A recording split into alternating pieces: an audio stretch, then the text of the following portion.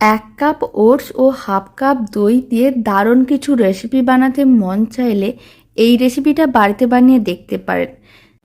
খুব কম সময় কম উপকরণ দিয়ে বানানো যায় আর খেতেও ভীষণ ভালো হয়।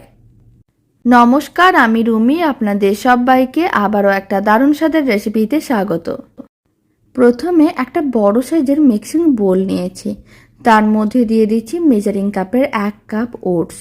এখানে আমি প্রায় 200 গ্রামের মতন ওটস নিয়েছি, আর তার মধ্যে দিয়ে দিচ্ছি হাফ কাপ মানে 100 গ্রাম টক দই।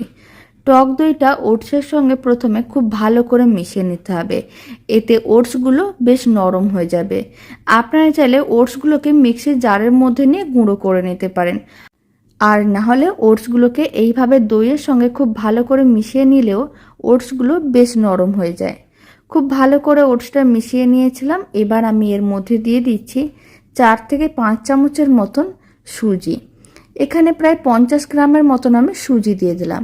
আর আমি দিয়ে দিচ্ছি বেশ কয়েকটা কুচনো কারি পাতা, আর অল্প একটু দিয়ে দিচ্ছি গোটা জিরে, 4 চামচের 4 ভাগের 1 ভাগ। এখন আমি হাফ চামচের মতন লবণ দিয়ে দিলাম, মানে স্বাদ অনুযায়ী লবণ। আর আমি দিয়ে দিচ্ছি 4 চামচের 4 ভাগের 1 ভাগ বেকিং পাউডার। এখানে আমি বেকিং পাউডার নিয়েছি, সোডা কিন্তু নেইনি।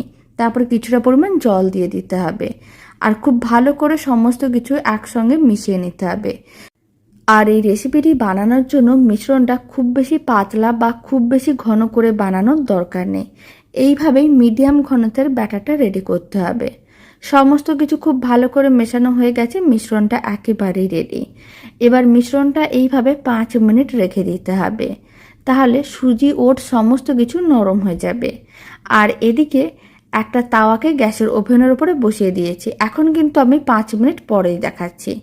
তাওয়ার মধ্যে 1 চামচের মতন তেল নিয়েছি। তেলটা খুব ভালো করে চারিদিকে ছড়িয়ে নিতে হবে, আর তাওয়াটা গরম করে নিতে হবে। যখন তাওয়াটা খুব ভালো করে গরম করা হয়ে যাবে, ফ্লেমটা মিডিয়াম টু লোতে করে দিয়েছি। আর কিছুটা করে মিশ্রণ নিতে হবে, এইভাবে তাওয়ার মধ্যে দিয়ে দিতে হবে। আর এখানে ইডলিগুলো আমি এইভাবে রেডি করছি, তবে আপনারা চাইলে মিশ্রণটা স্টিম করেও, মানে ইডলিগুলোকে স্টিম করেও রেডি করতে পারেন। ইডলি মেকারেও করতে পারেন, আর না হলে স্টিলের বাটিতেও রেডি করতে পারেন।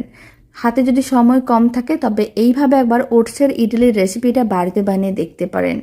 বানানো যেমন সহজ, খেতেও বেশ ভালো হয়। অল্প একটু লঙ্কার গুঁড়ো ছড়িয়ে দিলাম, আর ছড়িয়ে দিচ্ছি অল্প একটু ভাজা জিরের গুঁড়ো। এতে খেতে অনেক বেশি ভালো লাগবে। এইভাবে অল্প তেল দিয়ে প্যানে ইডলিগুলো একটু ভেজে দেখতে পারেন। খুব কম সময়ের মধ্যে রেডি হয়ে যায়, আর খেতেও বেশ ভালো হয়। ঢাকনা বন্ধ করে 2 মিনিটের মতন রান্না করে নিয়েছিলাম। এখন 2 মিনিট পরে ঢাকনাটা খুলে নিচ্ছি। আপনারা দেখুন ওপরের অংশটা একটু শুকনো ভাব চলে এসেছে, তখন একটু উল্টে পাল্টে নিতে হবে।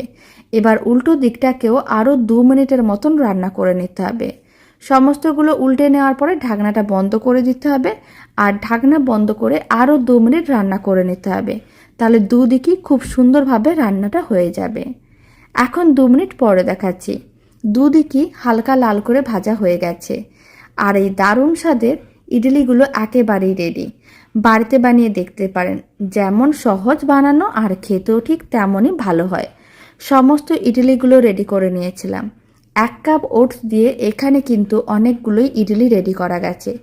আর এই দারুণ স্বাদের ইডলির রেসিপিটা ভালো লেগে থাকলে আপনারা যদি ফেসবুক থেকে রেসিপিটা দেখছেন, পেজটিকে ফলো করে নেওয়ার অনুরোধ রইল।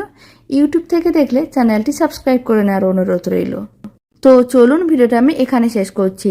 আপনারা সবাই ভালো থাকবেন, সুস্থ থাকবেন। আপনাদের সঙ্গে আবার নতুন রেসিপি নিয়ে দেখা হচ্ছে।